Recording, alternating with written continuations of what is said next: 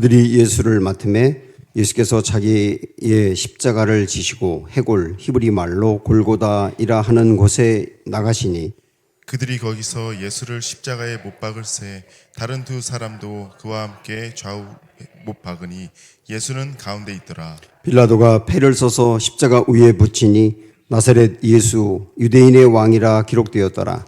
예수께서 못 박히신 곳이 성에서 가까운 거로 많은 유대인이 이 패를 읽는데 히브리와 로마와 헬라 말로 기록되었더라. 유대인의 대제사장들이 빌라도에게 이르되 유대인의 왕이라 쓰지 말고 자칭 유대인의 왕이라 쓰라 하니 빌라도가 대답하되 내가 쓸 것을 썼다 아니라. 군인들이 예수를 십자가에 못 박고 그의 옷을 취하여 네 깃에 나누어 각각 한 개씩 얻고 속옷도 취하니 이 속옷은 호지 아니하고 위에서부터 통으로 짠 것이라.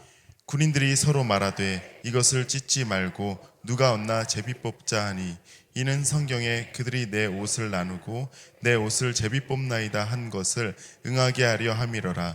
군인들은 이런 일을 하고 예수의 십자가 곁에는 그 어머니와 이모와 클로바의 아내 마리아와 막달라 마리아가 섰는지라.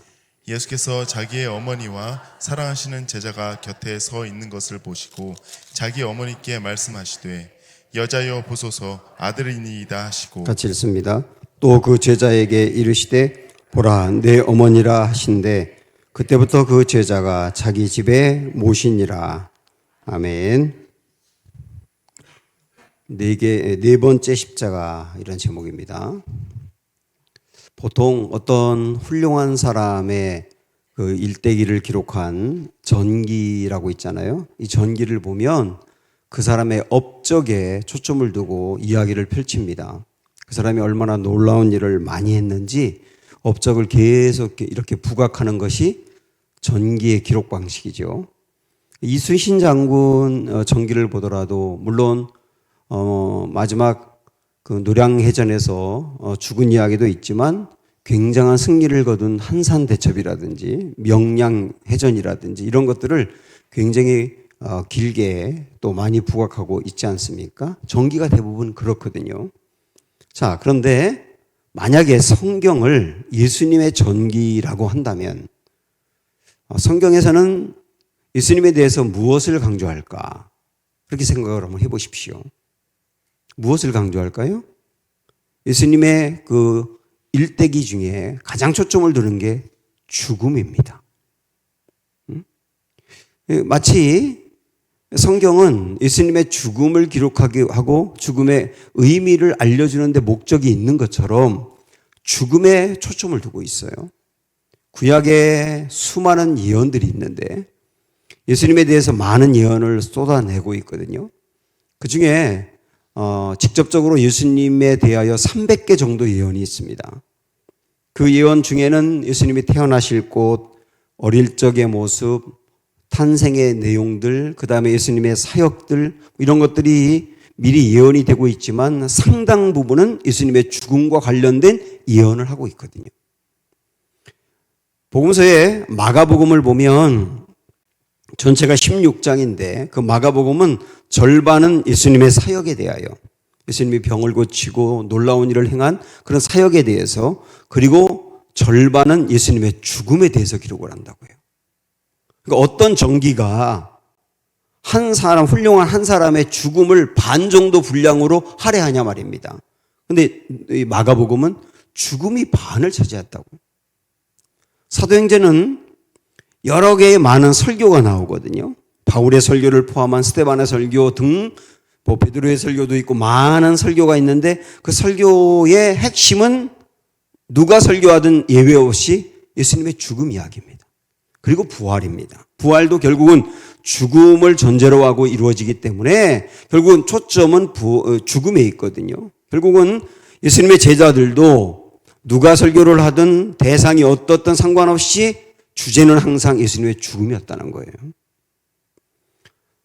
신약성경 27권 중에 거의 절반에 해당하는 13권이 바울 서신입니다. 바울이 쓴 편지의 글인데 바울 서신의 핵심 주제도 뭐 말할 것도 없이 죽음이거든요.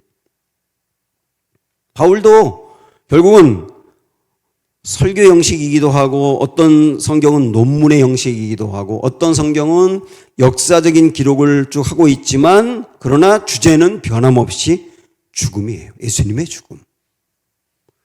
그 중에서 우리가 고린도전서 15장에 있는 말씀을 한번 보실까요? 1절부터 보시면 형제들아 내가 너희에게 전한 복음을 너희에게 알게 하노니 복음이란 말을 한번 기억해 보세요. 이는 너희가 받은 것이요 또 그 가운데 선 것이라 너희가 만일 내가 전한 그 말을 굳게 지키고 헛되이 믿지 아니하였으면 그로 말미암아 구원을 받으리라. 여기까지 잠깐 정리하면 복음을 믿으면 구원을 받는다거든요. 다시 한번 복음을 믿으면 구원을 받는다. 이렇게 말씀하고 있잖아요. 넘겨서 보면 복음이 무엇인지가 나옵니다. 내가 받은 것을 먼저 너희에게 전하였노니 이는 성경대로 그리스도께서 우리 죄를 위하여 죽으시고 장사 지낸 바 되었다가 성경대로 사흘 만에 다시 살아나사 이렇게 말씀합니다. 이게 복음이거든요. 복음이 뭐냐? 예수님의 죽음과 부활이에요. 우리 위에 죽으시고 또 다시 살아나신 것. 십자가, 이 죽음과 부활, 이 두 가지가 복음의 핵심이 되는 겁니다. 그러니까 이렇게 정리할 수 있죠. 예수님의 죽음과 부활을 온전히 알고 그걸 믿기만 하면 우리는 복음을 믿은 것이기에 구원을 받는다. 이렇게 말할 수 있는 거예요.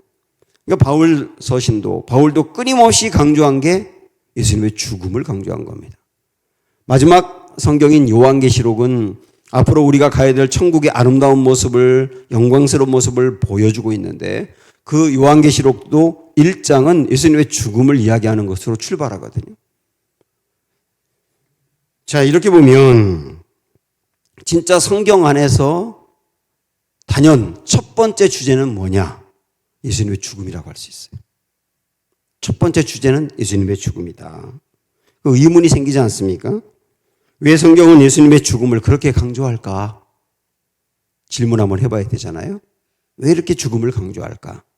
왜 강조할까요? 예수님의 죽음은 기독교의 핵심이기 때문입니다. 설교도 예수님의 죽음 설교를 해야 되는 거고요. 예수님의 죽음을 제쳐놓고 교훈만 설교하는 것은 온전한 의미로 설교라고 할 수가 없어요. 예수님의 죽음이 빠지면 골자가 빠진 거거든요. 기독교의 핵심은 예수님의 죽음이다.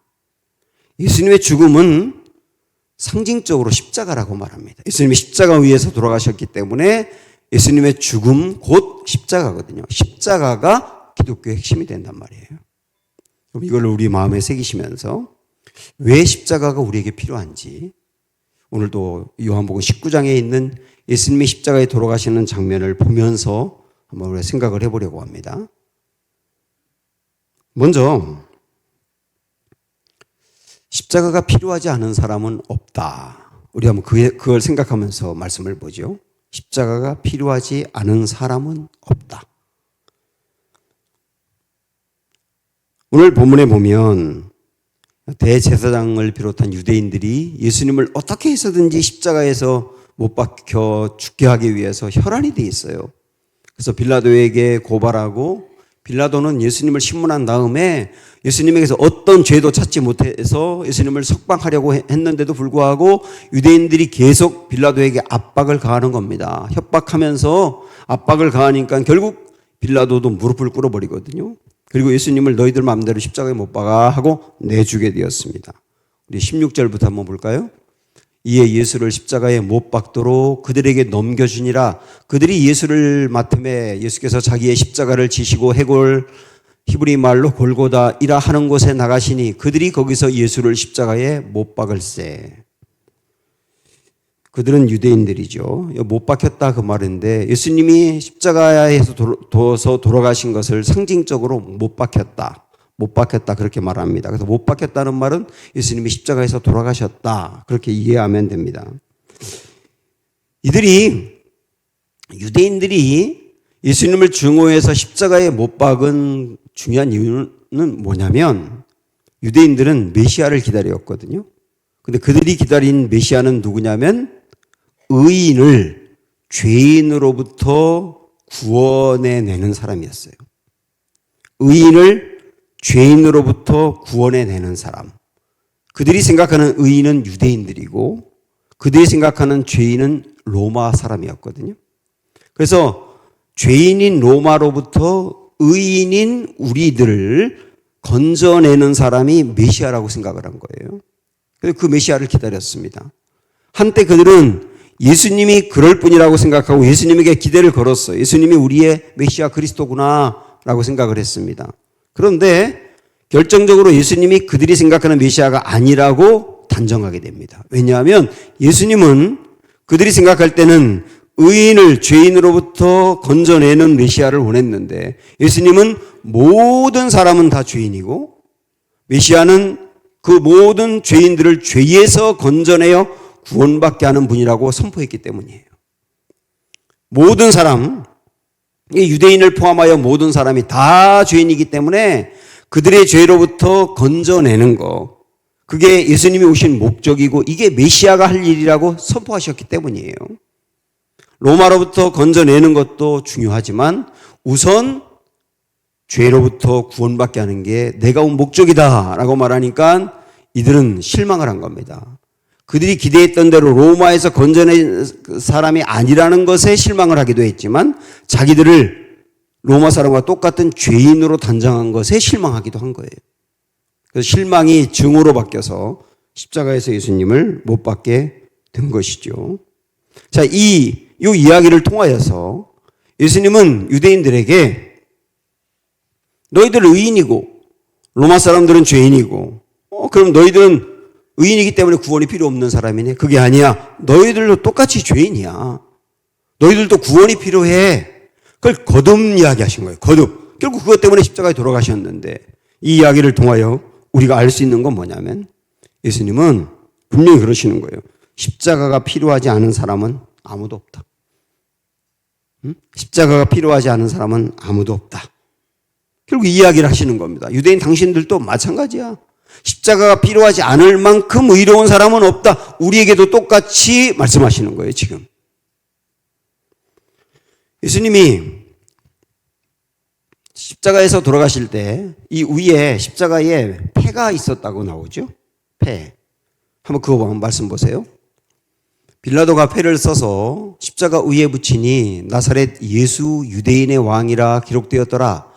예수께서 못 박히신 곳이 성에서 가까운 고로 많은 유대인이 이 패를 읽는데 히브리와 로마와 헬라 말로 기록되었더라. 이렇게 되어 있어요. 자, 예수님이 못 박히신 그 위에 나사렛 예수 유대인의 왕 이렇게 기록되었습니다. 이걸 우리가 줄이면 예수는 왕이라는 뜻이거든요.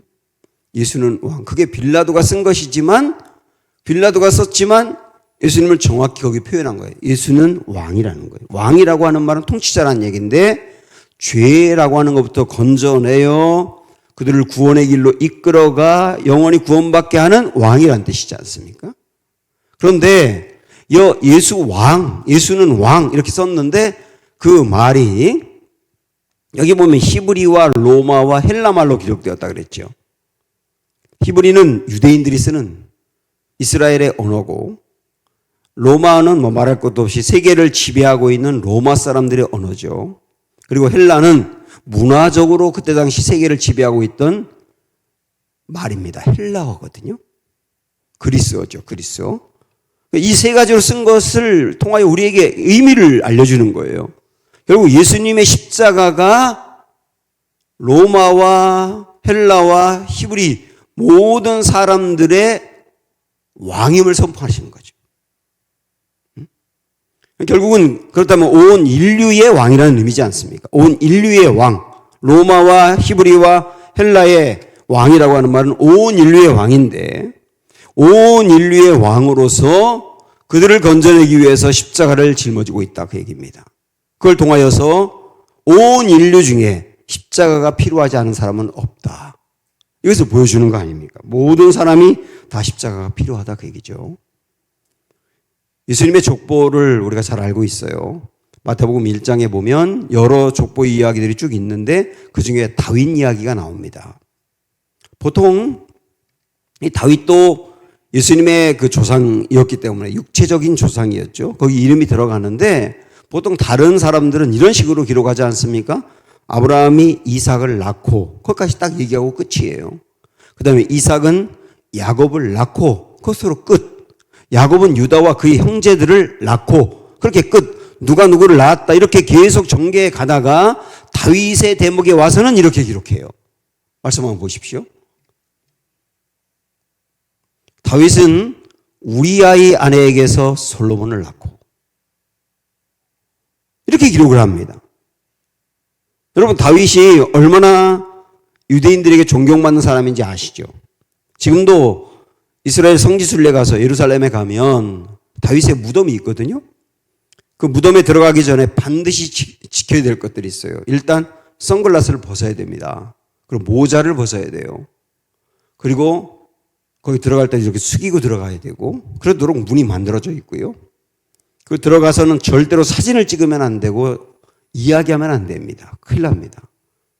그걸 통하여서 3,000년이 지났지만 우리가 얼마나 다윗을 존경하는지를 보여주는 거거든요. 유대인들에게 다윗은 최고로 존경의 대상입니다. 그런데 예수님의 족보에 그 훌륭하고 존경받을 다윗에 대해서 기록하는데 그냥 다윗이 솔로몬을 낳고 그래도 되잖아요. 왜냐하면 그런 식으로 쭉 해왔으니까. 그런데 다윗의 대목에서는 신기할 정도로 다윗은 우리아의 아내에게서 그 말은 뭐냐면 다른 남자가 있는 여자를 취하여서 거기서 아들을 낳았다 이렇게 말씀하고 있지 않습니까? 얼마나 숨기고 싶은 부끄러운 이야기냐고요. 다른 유부녀를 통하여 내 아이를 낳았다는 얘기니까. 만약에 하나님 나라에서 다윗이 이 대목을 늘 신경 쓸 것 같아요. 하나님께 하나님 좀 요 부분 좀 고쳐주시면 안 될까요? 마태복음 1장 6절을 읽을 수가 없어요. 그냥 다른 사람처럼 다윗이 솔로몬을 낳았다 그렇게 해주세요. 왜 하필 그 앞에 우리 아이 아내에게서라는 대목이 들어가가지고 창피하게 만듭니까? 이렇게 질문할 것 같지 않으세요? 왜 성경에서 이 이야기를 족보에 이렇게 넣을까요? 유대인들이 존경할 사람 1번으로 꼽으라 그러면 다윗을 꼽거든요. 의로운 사람 1번 그래도 다윗을 뽑을 거예요. 가장 의롭다고 생각하고 가장 존경하는 다윗인데 그 다윗은 이렇게 씻을 수 없는 죄를 지었던 사람이라는 얘기죠. 이렇게 씻을 수 없는 죄를 지었고 그의 행위로는 절대로 구원을 받을 수 없는 사람이라는 것이죠. 그걸 통하여서 알려주는 겁니다. 다윗도 십자가가 필요한 사람이다. 다윗도 십자가의 은혜가 필요한 사람이다. 십자가의 은혜가 아니면 다윗 같은 사람도 도저히 구원받을 수 없다. 유대인들에게 알려주는 거예요. 보라, 당신들이 가장 존경하는 다윗도 십자가가 필요한 사람이니 여기에 십자가가 필요하지 않은 사람이 누가 있나요? 십자가가 필요하지 않은 사람이 있으면 얘기해봐라. 당신 다윗보다 훌륭해? 이렇게 말하는 것이죠. 유대인들은 이것을 받아들이지 않은 거예요. 우리에게 십자가가 필요하다. 이걸 받아들이지 않아서 구원이 없는 겁니다. 모든 사람이 구원을 받을 수 있지만 나에게 십자가가 필요하다. 나는 십자가가 필요할 만큼 큰 죄인이다라고 받아들이지 않는 사람에게는 구원이 없어요. 누구에게나 십자가가 필요하다. 이게 우리가 주는 첫 번째 말씀이에요. 그런데 뿐만 아니라 또 하나 우리에게는 십자가가 필요할 뿐만 아니라 십자가로 불가능한 사람도 없다. 그 두 번째 얘기하는 겁니다. 십자가로 불가능한 사람도 없다. 다시 말하면 예수님의 십자가로도 죄 씻음을 받을 수 없을 만큼 구원이 불가능한 사람은 없다. 그 얘기예요. 누구나 십자가로 가능하다. 그 얘기죠. 예수님의 십자가에 못 박힐 때 그 양옆에 두 강도가 함께 못 박히지 않았습니까? 우리 18절에 간단하게 이렇게 기록합니다. 그들이 거기서 예수를 십자가에 못 박을새 다른 두 사람도 그와 함께 좌우편에 못 박으니 예수는 가운데 있더라. 이렇게만 간단하게 요한복음은 나와 있지만 누가복음 23장에는 조금 더 상세하게 기록합니다. 예수님 양옆에 못 박힌 두 사람, 그들을 행악자, 또 강도 이렇게 표현하거든요. 이때 당시에 십자가에 못 박아 처형당한 사람은 두 부류였다 그러더라고요. 한 부류는 로마 정부의 독립운동을 한 지도자. 독립운동. 로마 정부에 대항한 것이죠. 그들이 십자가에 못 박힌 거예요. 두 번째는 아주 굉장한 살인자. 사람을 여러 명 죽였다든지 인신매매해서 죽였다든지 요즘도 막 보도되면서 언론에 나오면서 막 공분을 샀고 온 국민이 분노하고 그러는 살인자들이 있지 않습니까? 그런 사람들이 십자가에 못 박혀 죽은 거예요. 이 두 부류였습니다. 여기에 두 강도는 어떤 부류일까요? 후자였을 거예요. 행악자라고 표현하고 있는데 누가복음에 보면 이 두 강도 중에 한 사람이 예수님께 그래요. 당신 그리스도면 당신 자신과 우리를 구원해 보시오. 이렇게 비아냥거립니다. 당신 그리스도라며 십자가에서 죽어? 우리 좀 구원해봐. 당신도 구원하고. 이렇게 말합니다. 그때 다른 편에 있던 강도가 이 사람을 책망하면서 하는 말을 한번 말씀을 보세요. 이렇게 말합니다. 우리는 우리가 행한 일에 상당한 보응을 받는 것이니 이에 당연하거니와 이 사람이 행한 것은 옳지 않은 것이 없느니라. 이 사람 뭐라 그래요? 야, 우리가 십자가에서 죽는 것은 마땅히 죽을 일이지. 우리가 그런 죄를 졌잖아. 너나 나나 십자가에서 죽는 게 마땅하잖아. 이렇게 스스로 고백을 하지 않습니까? 근데 저분은 십자가에서 돌아가실 이유가 없는데 돌아가시는 거야. 이렇게 말한 거잖아요. 이걸 보면 이 두 사람은 흉악한 어떤 죄를 지은 게 분명해요. 그런데 이 예수님을 옹호한 이 사람이 예수님께 그러죠. 당신이 오늘 낙원에 이를 때 나를 좀 기억해 주세요. 그 말은 풀어서 이야기하면 이런 뜻입니다. 예수님, 저는 지금까지 정말 악한 죄를 짓고 살았습니다. 제가 사람을 죽였어요. 저는 십자가에서 죽는 게 마땅합니다. 그런데 저 같은 사람도 구원을 받을 수 있나요? 저같이 악한 사람도 당신이 가시는 그 하나님의 나라에 갈 수 있나요? 정말 진지하게 예수님께 질문한 거예요. 그때 예수님이 우리가 알고 있는 것처럼 이 사람에게 이렇게 대답하셨죠. 43절에 보면 예수께서 이르시되 내가 진실로 내게 이르노니 오늘 내가 나와 함께 낙원에 있으리라. 이 말씀을 우리가 보면 어떤 사람도 마지막 죽을 때까지 포기하면 안 되거든요. 다 죽은 것 같아도 마지막에 예수님을 붙잡으라고 예수님을 믿으라고 끝까지 이야기해야 되는 이유가 분명한 거예요. 자, 이 이야기를 통해서 여러분 무엇을 깨닫습니까? 정말 십자가에서 죽는 게 당연한 이 죄인, 이 사람이 평소에 행한 일이 무엇인지 우리가 헤아려 짐작할 수 있고요. 이 사람이 행한 의로운 일은 없어요. 그 사람의 행위로는 절대로 구원을 받을 수 없어요. 그런데 이 사람도 네가 나와 함께 오늘 낙원에 있으리라 라고 예수님 말씀하신 것을 보면 우리는 알 수 있죠. 십자가로 불가능한 사람은 없구나. 십자가로도 구원할 수 없을 만큼 완전히 끝난 사람은 없구나. 이 강도 이야기가 우리에게 명백히 알려주는 거예요. 우리는 이런 생각합니다. 아무리 예수님의 십자가가 모든 죄를 사한다 하더라도 어떻게 저 사람까지 구원할 수 있나요? 그렇게 생각을 해요. 죄를 지었지만 좀 경미한 죄를 지은 사람은 예수님의 십자가로 구원받는다는 거 받아들일 수 있지만 어떻게 그 사람이 구원을 받아요? 아무리 그래도 그렇지. 어떻게 이런 사람이 우리가 지금 머리에 떠오르는 그런 사람 그런 사람까지 어떻게 십자가로 구원할 수 있나요? 우리의 기준대로 그렇게 생각을 합니다. 그렇게 정죄를 하죠. 그러나 이 강도 이야기가 성경에 있는 이유가 뭐겠어요? 이 이야기가 없어도 스토리 전개하는데 아무 문제가 없지 않습니까? 그러나 예수님이 십자가에서 못 박혀 돌아가신 그 이야기 옆에 강도 이야기가 들어가 있는 것은 명백하지 않습니까? 십자가로 불가능한 사람은 없다. 그 얘기를 알려주는 거잖아요.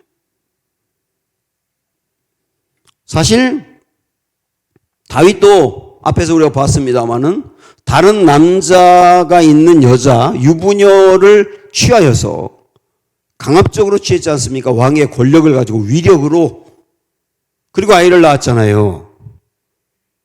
이거 있을 수 없는 일이잖아요. 그런데 이 사람에게도 십자가가 필요했고 십자가로 불가능하지 않았다는 거예요.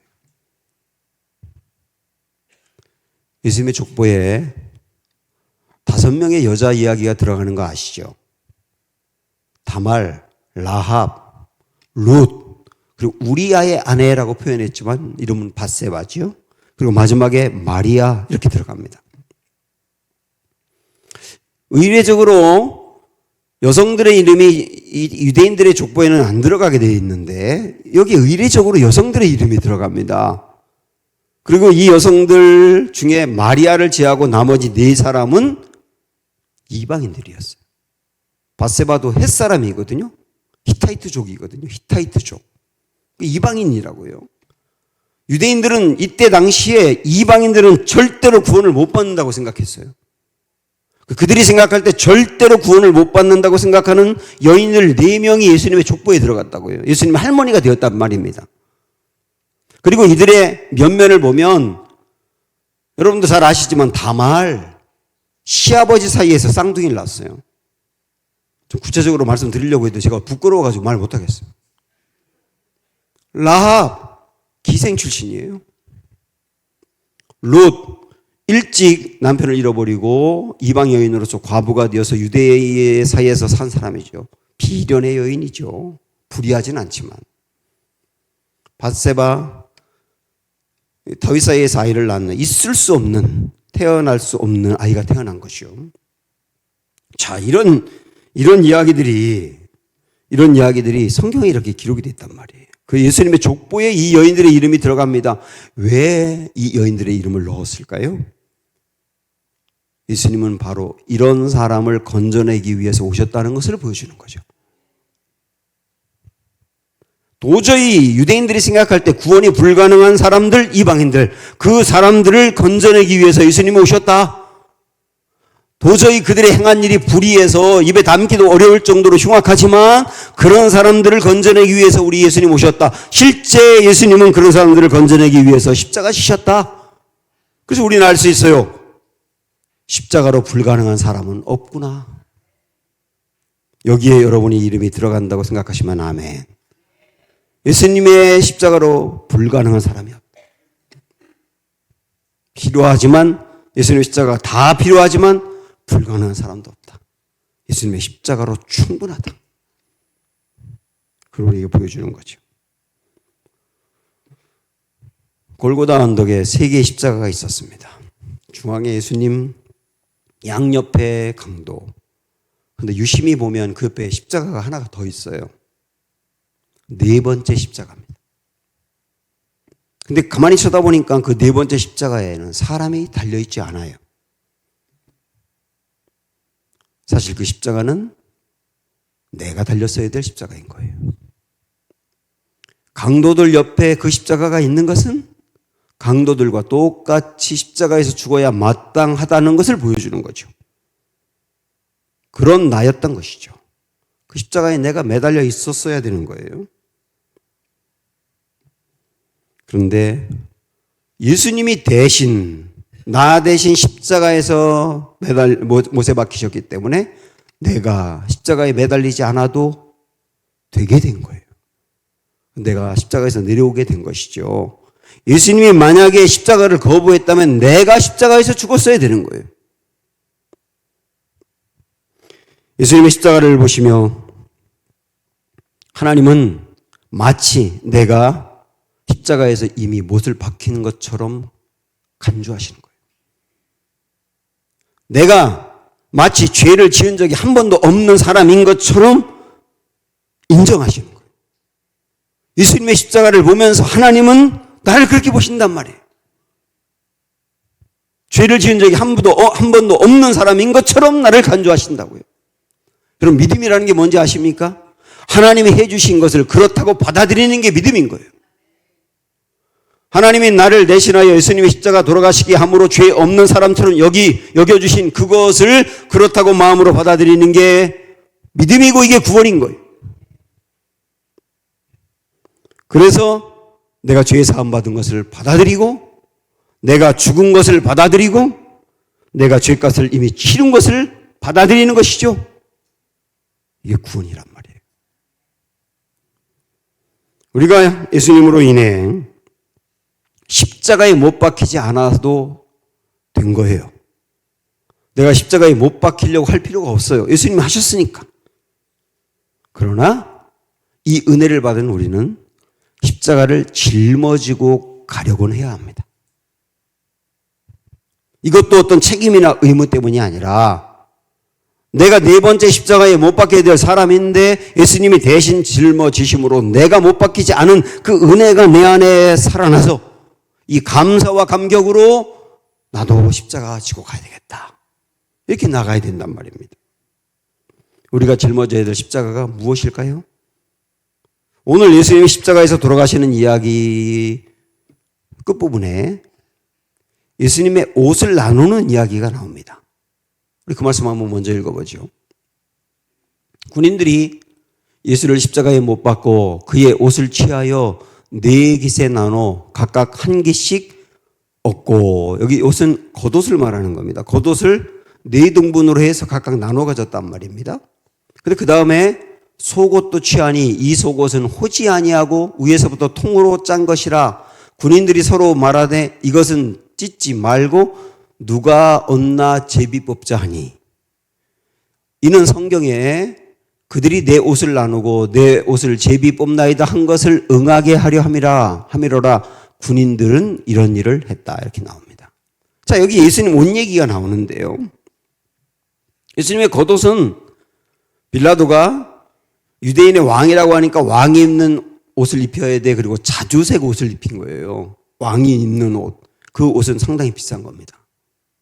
그 옷은 비싸기 때문에 사람들이 서로 갖겠다고 하니까 네 등분으로 나눠서 각각 가진 겁니다. 겉옷은 그렇게 나눴단 말이죠. 제가 언젠가 이 설교하면서 이런 사람을 겉옷교인이라고 할 수 있다 이렇게 말씀드렸던 거 기억나실 거예요. 겉옷교인. 겉옷교인은 뭐냐면 예수님으로부터 혜택을 받은 교인을 말하는 거예요. 예수님의 옷을 나눠 가져 이득을 얻었고 횡재했잖아요. 그것처럼 우리도 예수님 때문에 횡재한 사람인 거예요. 내 문제가 해결됐어요. 기도 응답을 받았어요. 내가 예수님 믿은 것 때문에 이득을 얻었어요. 마음의 평안함도 마찬가지죠. 무엇보다도 구원을 얻었어요. 예수님 때문에 혜택을 얻었단 말이죠. 여기에 겉옷교인이 아닌 사람이 아무도 없습니다. 또 하나의 옷이 있어요. 예수님의 속옷입니다. 이게 문제입니다. 예수님의 속옷은 얼마나 땀에 차 있고 냄새가 나겠습니까?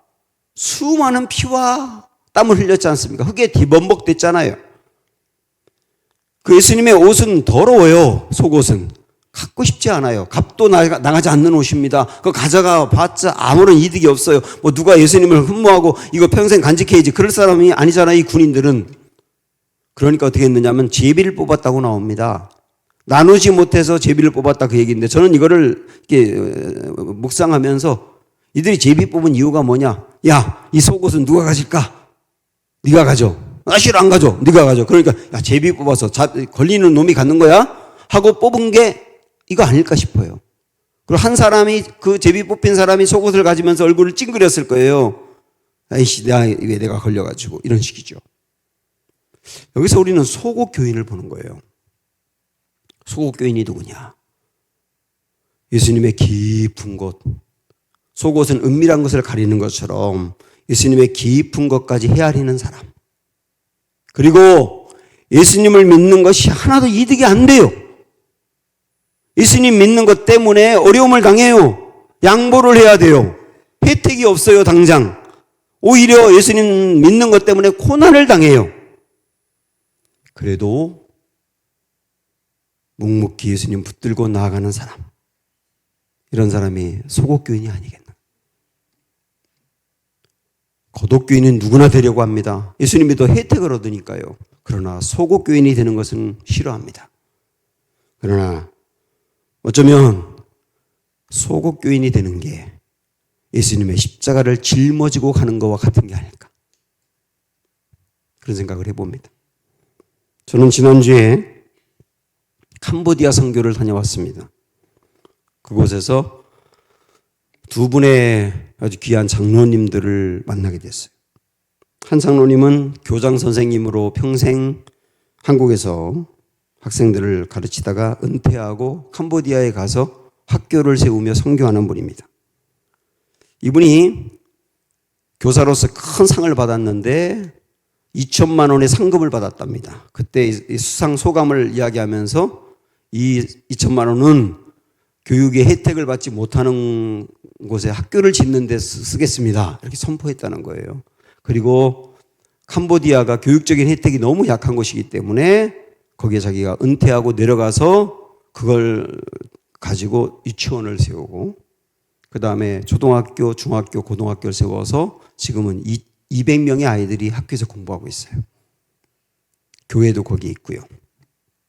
영어로 아이들을 가르치고 있고, 그래서 그 지역에서는 상당히 실력 있는 학교로 정평이 나 있더라고요. 거기에 이분은 모든 걸 다 쏟은 거예요. 지금 나이가 70대인데 얼마나 열정이 넘치는지, 그리고 그 아이들을 쳐다보는 눈빛을 제가 본 적이 있거든요. 근데 그 눈빛을 보면서 사랑이 이글이글 불탄다는 말이 저런 걸 두고 하는 말이구나, 이런 걸 제가 대번 알겠더라고요. 또 한 분의 장로님은 우리 지방에 있는 복지교회에서 장로님으로 계시다가 사역하시다가 은행 지점장이었었는데 그걸 마친 다음에 역시 캄보디아에 가서 사역하는 분이에요. 그곳에서 고아원을 세워서 운영하고 있습니다. 성장하면 나가고 성장하면 나가는데 지금도 20여 명의 아이들이 거기 있더라고요. 이 아이들이 찬양을 하는데요, 저는 그렇게 은혜로운 모습을 본 적이 없어요. 그리고 처음 그 아이들을 딱 만나는 순간부터 제가 너무 깜짝 놀란 게 뭐냐면, 고아원을 우리가 방문해야 하기 때문에 이렇게 고아원 생각하면서 이렇게 머리에 그리는 게 있는데, 이 아이들, 모든 아이들의 얼굴이 엄청나게 밝은 거예요. 이거 숨길 수 없는 얼굴이거든요. 그걸 보면서 이 아이들이 평소에 어떤 분위기에서 자라나는지를 대번 알겠더라고요. 그렇게 아이들을 정말 자녀같이 키우고 있는 분들. 교회도 몇 군데 세우고 유치원도 세우고, 지금 80이 다 된 분인데 캄보디아 지도자들을 계속 길러내고 있고, 또 목회자도 여러 명 길러내고 있고, 쉴 틈 없이 달려가고 있더라고요. 정말 존경스러웠습니다. 이 장로님들은 그분들에게 하나님이 주신 어떤 맡기신 일이기 때문에 그런 모습으로 하고, 학교를 운영하는 장로님은 30명의 교사들이 있어요. 그들을 다 월급을 줘야 되기 때문에 한국에서 많은 후원을 받는데, 그 후원해 주는 분도 똑같은 마음으로 하는 거죠. 굉장히 다양한 방법이 있는데 그 중에 제가 두 분을 소개한 겁니다. 이분들을 보면서 제가 이 말씀을 준비하면서 그분들이 소곡교인이구나. 그분들이 예수님의 십자가를 짊어지고 가는 분들이구나. 아주 다양한 모습이지만 하나님이 내게 맡겨주신 그 자리에서 내게 맡겨주신 그 일을 소곡교인의 마음으로, 주님의 십자가를 짊어지고 가는 마음으로 달려간다면 이게 네 번째 십자가에 못 박혔어야 될 우리의 모습이 되지 않을까, 이렇게 생각을 해봤습니다.